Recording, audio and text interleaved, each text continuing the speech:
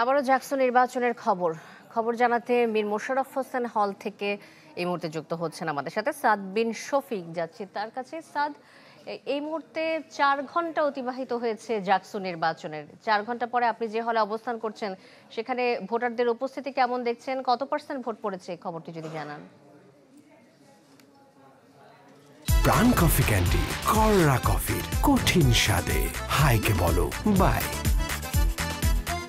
প্রাণ coffee candy হাইকে বলো বাই।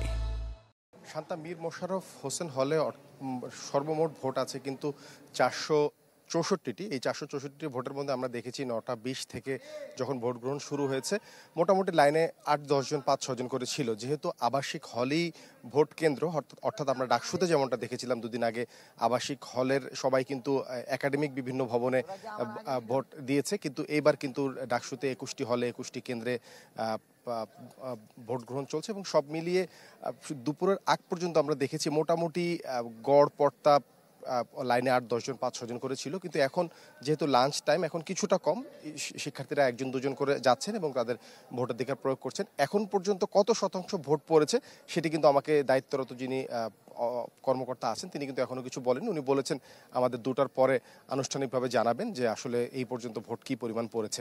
তবে নির্বিঘ্নেই চলছে এই হলে ভোট।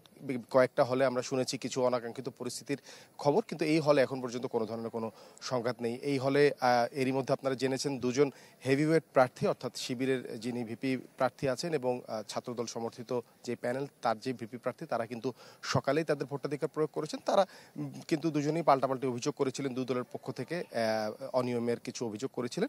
কিন্তু সব মিলিয়ে এখন পর্যন্ত বেশ সুশৃঙ্খলভাবে এই হলের ভোট চলছে। শান্তা, সাদ, ধন্যবাদ আপনাকে যুক্ত হবার জন্য। সাদ বিন শফিক মীর মোশাররফ হোসেন হল থেকে আমাদের সাথে যুক্ত হয়েছিলেন জাকসু নির্বাচনের খবর জানাতে।